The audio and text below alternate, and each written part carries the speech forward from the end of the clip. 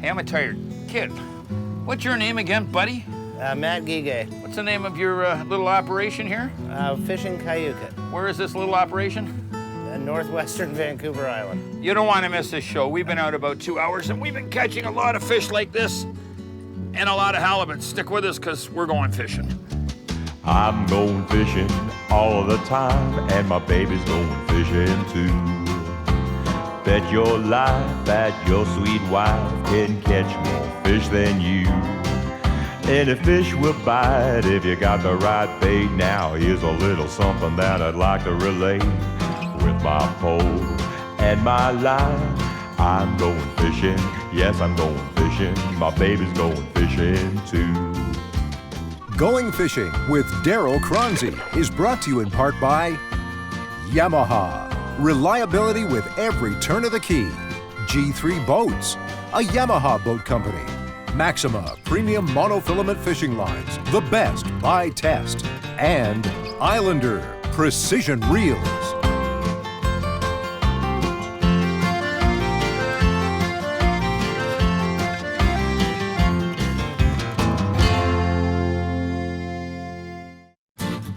Closed captioning is brought to you by Garmin, the new wave in chart plotters and sonar solutions. There's something that just keeps attracting Darryl Choronzey back to the western shores of Vancouver Island and the little village of Kyuquot, British Columbia, year after year. It could be the wilderness atmosphere and rugged beauty of Kyuquot. No doubt about it, the ride from Campbell River to this little fishing village is downright spectacular. Towering snow-capped mountain peaks and tumbling cold rivers everywhere. Then again, let's be honest, that something just really happens to be, in Choronzey's opinion, the finest saltwater fishing for big, overgrown spring and coho salmon. Oh, the Charlottes are famed for their fish, and the upper coast of BC's mainland offers up some pretty good fishing. But in our host's book, it's just impossible to knock Kyuquot off the top rung as the place to head for the best fishing in the province. Today, Choronzey is once again teaming up with tourist operator and guide Matt Guiguet. Matt is one of the partners of Sport Fishing Kyuquot, and he's put out a call to Choronzey that the fish are in and they're hungry. So stay with us for an exciting morning as the boys troll the salmon-rich waters of West Vancouver Island for springs, coho, and just maybe a few deep-water halibut. Matt. We got a double header, Darryl. You got one too? Yeah, I got one on the way up. Now, you get a lot of halibut out here when you're fishing for springs? You get yeah. The halibut are eating the same stuff. Let's see, where are we here? Same things the salmon are. And they'll come up to feed right off the bottom. I got a small salmon when I was clearing that line. You know, most people figure you got a bottom jig for halibut, not around here, eh? No, trolling for halibut can be really effective. And it's nice because you pick up the salmon and halibut at the same time. But when you stop and bottom fish for them, that's when you get the bigger ones. So you're saying this is just tide this morning out here, eh? It's nothing to do with wind because it's not windy. Yeah, we're doing a bit of a rip. We got the ocean swell coming in, hitting the tide. Look, look, Darryl, there's a little coho for you. Looks like you got a fairly decent-sized halibut on there. I think so, Matt. What did I get out here last year? 47 out here? Yeah, and again, we were trolling for salmon. I love the mixed bag. So, okay, so you're getting coho, you're getting springs, you're getting hallies. Yeah, all in the same spot, on the same gear. And you got to remember, we're only 5 miles from the lodge. Yeah. Hey, unbelievable. Yeah. Yeah, it really is. It's nice to be close to everything here. Okay, I got to release this coho. Okay, let him go.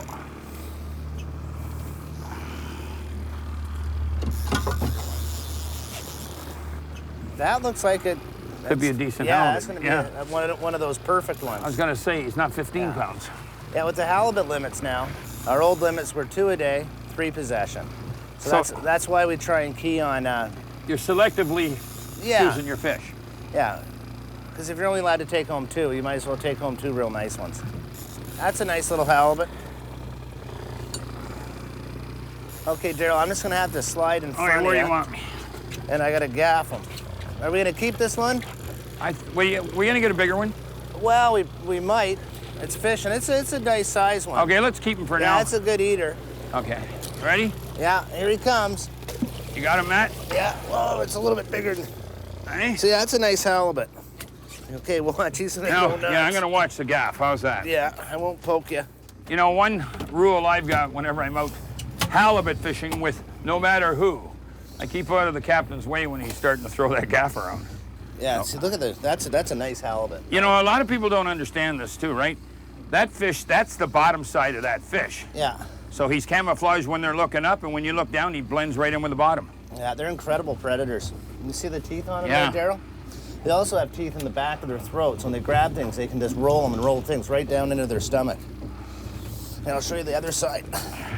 On this side, you see the spots on them? Yeah. Different spots. You have different spots on the halibut. This is a gravel bottom. Yeah. Yeah, it's a nice halibut, nice and thick through here. Yeah. That'll be a really Nice- good eating fish. nice fish and chips? Yeah. Okay, I'm gonna put him away before he goes crazy. Okay. And now for Darryl Choronzey's Campfire comment, brought to you by Daiwa, committed to total quality. Mr. Snyder, I told you, come to me. We're gonna go fishing on Lake Huron. I told you the rainbow and the steelhead are back on the Saugeen River. We got a lot of fish out off that river mouth. Yeah, it was good today. It was great. Yeah. What else? Well, the other thing is, I keep reading about the Atlantic salmon in Lake heartburn. Ontario. I had a heart attack last year. Don't give me one now. And I mean, is that a good program or what? Okay, you know what I think of the Lake Ontario Atlantic Salmon Program? Now, before we go any farther, let me tell you something. There's one place in the Great Lakes right now that the Atlantics are doing fairly well, but not great. It's in the St. Mary's River. It's run by the American University over there, right? They take the eggs from the St. Mary's River, they fertilize the eggs on the St. Mary's River, they hatch the eggs on the St. Mary's River, they raise the fish on the St. Mary's River for 22 months, and they release the fish on the St. Mary's River all in one spot. So the fish are super imprinted, right? And they got a decent strain. A couple of years back, some biologists retired, and a bunch of people, the Federation and the tackle industry said, we're gonna get new Atlantic salmon, what do you think? And I said, don't even start, because this is not the St. Mary's River, okay? Yeah. St. Mary's River's got a decent strain, but it's all about raising them, imprinting them in the right spot. You can't do that in Ontario, you've got to go to a hatchery. Yeah. Now, the other day, the Federation of Anglers and Hunters in Ontario announced that they had stocked 1.9 million Atlantic so far in the last 5 years. They had 47 fish come back to the fishway at the Credit River last year, right? So at that time, they had stocked 1.3 million. They got 47 fish back. Randy Scott is the best charter boater on Lake Ontario, as far as I'm concerned. He never caught an Atlantic last year. He probably caught 10,000 Chinook salmon and steelhead, no Atlantics. Wayne Andrews, another great charter boat, he never caught one. They got 47 at the fishway, you know, the credit, and that's letting guys fish in a sanctuary. Yeah. You know, they got these special guys that fish in they got 47 or 49. It's not going to work. Listen, you've got thiamine deficiency, you haven't got the right species, it's not going to work. And I hear some guys saying, well, we're gonna bring in restigouche. And I checked with the ministry last week before we sat down at the campfire. I said, what about restigouche? Now, they'll grow to 40 pounds sometimes. They're still gonna get thiamine deficiency, but I said, what about restigouche? Because some of these smart asses that run this program, oh, we got restigouche in the hatchery. They don't have any restigouche. You know why they don't have any restigouche, these big fish? Because the natives on the East Coast do not want to let them have the restigouche. And you want to know something? The natives are really smart. I would not waste your restigouche salmon, your Atlantics, to put in Lake Ontario because they've got thiamine deficiency. We're not putting them in the right rivers. And the salmon, the Atlantics, watch yourself, guys, because they're going to hurt your Chinook fishery because they'll slowly phase out that Chinook fishery to push their Atlantics. Going Fishing returns with more from the waters of Kyuquot. I love the Islanders, buddy. We're down 100 feet, eh? That one was down at 148 feet. 148 feet down. Yeah, on an anchovy. Oh, you had to say that. We didn't have my strong fly out. No, I got you this time. I got one on my side finally. I'll tell you, they're strong critters. Yeah. I use those strong flies all the time, Darryl. The problem is when they're down this deep, you got a long ways to play with them. Strong fish, man. Yeah. You know that? I gotta get this line cleared here. Okay. What's the deepest you fish for these fish sometimes, man? Around here, you know, about the deepest will be about 200 feet. I don't like going much deeper than that. Yeah, and you aren't doing all the winding. You're doing the watching. Yeah, we'll see. It'll be 160, 170 feet, but in order to keep your gear on bottom, like when you first let it down, it'll hit around 170. There's your flasher, yeah. And then the line will ride back a little bit, and then you got to let it down. Sometimes you'll have 220 feet of line out and 160 feet of water. There's the flasher, so we know the fish is right behind you. You know, when you're at Darryl last year, it was the same time of year. Yeah, there it is here. You know, then we got that 40. But quite often, see, there's so many different schools of fish here. Yeah. Some days they're this size. Ooh. This is a nice fish. I'm gonna let him go, Matt. Are you? Yeah. Okay. Yeah, I'm gonna let him go. Let's Now, see. we don't know whether he's a Columbia River fish, whether he's a Fraser fish, or he's one of your local fish. No, he's probably not one of our local fish at this time of year being offshore, but he's probably a Columbia River fish. Well, I'm gonna let him go. He can swim right up to Hood River, and I'll be meeting him in Oregon next fall. You know, I'm with Dr. Alex Morton, I guess I can say now. Now listen, this woman lives in, well, I'm gonna say just off of northern Vancouver Island, right? She's very smart, and she's come up with some real concerns, and your predictions are starting to pay off. It's got something to do with sea lice and fish farms? The problem is that they're feedlots, and so they break the natural laws that keep disease down. So a natural pathogen gets in, because the fish are all crowded together, nobody's going anywhere, the population of the pathogen explodes, whether it's sea lice, viruses, or bacteria. And then because it's in net pens, it pours out into the ocean at levels our wild fish are just not able to survive. Okay, Alex, so the pathogens are sea lice, right? And what you're saying is the farms are out there, all the effluent from the farm is getting into the water, and it's multiplied the sea lice population to mind-boggling extents? Yeah, absolutely. Salmon farmers are the only farmers that never shovel manure. So all the waste is going into the ocean. And it's not just sea lice, it's the viral outbreaks, I think, that are even a larger concern. But I simply don't have the funding to study viruses. So I study sea lice. The dynamic is the same. A few lice get in, their population explodes because those fish aren't moving anywhere. You know, salmon are nomads. They're built to move. And by holding them stationary, you break the basic biological laws that make that fish thrive. Can we get this straight? How can we fix it? It's really easy. Put them on land in tanks. There's Canadian industry that wants to do this, wants to build, and that way you keep the jobs and use everything we know to bring these wild salmon back. And then the whole province of British Columbia thrives as a result of this. Now, I hate to tell you this. 7 years ago, I sat with one of your friends at Fisheries and Oceans, right?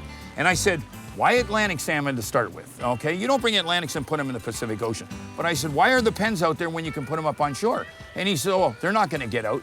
I said, they're not gonna get out. Okay, so the seals, the sea lions, even the waves and that, they get out. Sooner or later, they escape, right? Commercial fishermen bring me Atlantic salmon all the time. They're definitely getting out, and they're feeding. They have herring in them, they have salmon, they have shrimp. They also have pieces of wood and stuff in them, but they're getting out for sure. All I can say is I've been following this young lady's studies for 7 or 8 years. She's bang on. Now, Miss Shane or Mr. Harper, dummy up, because honest to God, you could very well wipe out the entire Pacific salmon fishery. I don't think anybody wants to see that.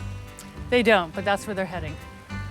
Catch the website, it's probably gonna be rolling underneath us right now, and follow her, I'm gonna say your trials, right? There haven't been a lot of rewards so far. The reward is gonna be when the wild salmon come back. That's the only thing I'm interested in, so I'm still waiting for that. No pens in the Pacific Ocean, please. And now for the Walker Deeper Diver Tip of the Week, taking your lures down and away. So let's be honest, the fishing for West Coast salmon is generally a presentation of flashers and meat. The meat being anchovies and herring. But never pass up the chance to tie on a spoon or sparkling tinsel fly when the bite goes cold. Even if those flashers and flies are manufactured back in the land of freshwater salmon fishing. Matt, I'm gonna tell you, this fishing is phenomenal. He's coming up that one. You tell me about it.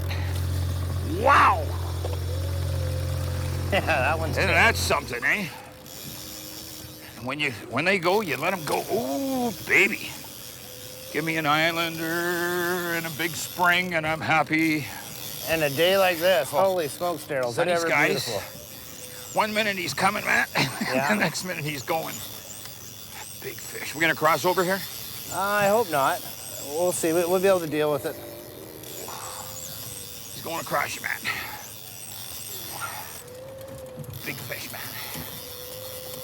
Oh, wow, something just took this one on the way You got up. one down under there? Yeah, something Here, just I'll get around. took it on the way up. Holy golly, man. Yeah. Keeping busy. Now that's something. You pop it, bring it up, and you get one. Yeah, this one took it at 40 feet. Well, that's a quality problem. I can deal with this one. Whoa, he's coming right up at me. It's kind of fun playing these fish. Mine's just dogging it under the boat. Oh, Matt. How you making out, Matt? I'm doing all right. Okay, here comes your flasher's gonna pop up. Oh. There he goes. Whoa! Oh! He's going in the box, Matt, if I can get him in the boat. Look at this one right here. You got one here, too? Yeah, look. What do you mean, look at this one? Get him in and get the net. Look at this fish, Matt. Oh, that is beautiful, You know, Darryl. still silver, look at. Yeah, looks like a... I don't like that flasher, but I guess I'm stuck with it, right? Yeah, well, some days. Well, hold it. Now, the That's it. spin doctor took one the same time. Yeah, You got him? yeah. It's a nice big hatchery fish. Yeah, It's nice a beauty, fish. yeah. Okay, how many hatchery fish percentage-wise against wild? This year I've been seeing at least 60% have been fin clipped. Really? Yeah. So you got 60% of your fish are hatchery Yeah. fish, but you only adipose them, nothing else. Yeah, but look at the colors. Do you want me to lift them in? Nice bright. Yeah, we'll lift him in. Just hand me the gaff. I'll Well- whack them. And remember, we got one out the other side. Okay, right now, I'm gonna tell you what I'm gonna do. Now listen, right now on the other side of the boat we got Matt's rod, right? With a spin doctor on it. Yeah. With a strong fly. Yeah. With a Chinook attached to it. How about we bring this in? We should do. There. You got him there? Buddy, I gotta say something. Now listen, we've only been out 3 hours. Yeah. We've released a lot of salmon. We've released a lot of halibut. You just saw the double, or at least I hope you see the double. And this is average or a little lower than average? Oh, this is what our guests take home. Okay, this is only, you've got to understand this is only the 4th of July. This Yeah. is phenomenal. Oh, it's been like this since the end of May. Okay, when does your season start? Beginning 1st of June. 1st of June? Yeah. When you going till? First week of September. You know, you've got to understand this. Please, please, please understand you want world-class fishing. I mean, what's the name of this little operation of yours again? It's Fishing Kyuquot. Fishing Kyuquot. Yeah. And I think the website is www.fishingkyuquot.com. Am I Yeah, right? that's right. I mean, honest to God, you get to drive up Vancouver Island. You can stay at Painter's the night before, right? You can drive here. It's a 3-hour drive through paradise. And then when you get here, you're in a fisherman's paradise. And you're with my good friend, Matt. I got 3 more Thanks, days Darryl. of this. I know. I got the nitro in my pocket. Let's go fishing. Okay, Darryl. Going Fishing returns in a moment. You know, and the camera guy says, smile and be happy. I'm worn out, I'm beat. We've had some fantastic fishing here at Kyuquot. Matt Guiguet, my buddy, how long's the mooching rod? It's 10.5-foot downrigger rod. Okay, it's a downrigger rod that you called a downrigger rod Yeah. here. The MR2, you love it? Yeah, they're great reels. You know, and I'm trying to stress this over and over, and this is more important for the guys trolling the Great Lakes, trolling the Pacific, you know, trolling big water. Yeah. Get away from the level lines, you know, where they're 4 to 1, 5 to 1, 6 to 1. This is the way to fish. You want to have a lot of fun, put a lot more fun in the sport, get an Islander. They make Yeah. a great fly reel too, eh? Yeah, everything Islander makes is great. They make a they make fly- a center pin too for Yeah, steelhead center fishing. pins, fly reels, downrigger reels, salmon reels. You know, these reels are very durable. They're super smooth drag. They hold a ton of line. Well, you know what's Once real, you start using them, you won't use anything else. and that's true. That's you know what ruined me. You know what's really important, honest to God? They're made in Canada. Yeah. I mean, I'm trying to promote Canadian companies or North American companies. We keep sending everything to the Orient. All we do is lose jobs and nobody can buy fishing tackle or nobody can afford to go fishing. Buy Canadian. Buy an Islander. How's that? Yeah, that sounds great. Okay, I got a Yankee bait. Yeah. My spin You doctor. don't like my Canadian flasher? I'll put my Yankee spin doctor against anything you got to put behind your boat. But no, they're great. They really are. They're a rotator, right? Yeah. You got 2 different ways you can set it, so either short roll or a wide roll, okay? Yeah. Our strong fly, same company, made by Dreamweaver. Yeah. You know? Those work well. Hey, Yeah. how many fish did you catch on that one last year? Oh. On one bait? 40 or 50. Yeah, 40 Yeah. or 50. Yeah, and they work. I've been using them this year too. You know, it's Mylar. Yeah. Something I got a box full of them and I use them. Yeah, And the- and different colors work well. Purple works well. the funny part Yeah. that surprised me, we're putting this down deep and we're catching halibut on the troll with them too. Yeah. Well, the halibut are in feeding on the same stuff the salmon eat. Listen, Yeah. I got to thank you. If I don't get a chance to say this at the end of the show, I've got to thank you. Honest to God out there, listen up. British Columbia has the finest sport fishing anywhere in the world, right? You got the scenery, you've got the calm water. Yeah. Today we got the calm water, right? Yeah. But the fishing is fabulous. There's problems with the fishery everywhere, but out of Kyuquot, it's called the Salmon Highway. And the fish swimming by here could be Columbia River, they could be Fraser River, Yeah. they could be, you know, your latest hatchery down the road. Yeah. But the fishing is absolutely. Yeah, that's what makes it so good here. Is we got all the different schools of fish coming by. You know, and it starts here in the middle of May. You know, we start taking a guess in June, Yep. beginning in June, and it goes right through to September. Now, what are you doing? I gave you enough of a push. I'm just going to finish it off Yeah. with this. Okay. What is the website? It's fishingkyuquot.com. Oh, no, www.fishingkyuquot.com. Yeah. Listen, for the best fishing in the world, get out with Matt. We'll see you next week. For more information on today's fishing location and other going fishing destinations, visit goingfishingtv.com.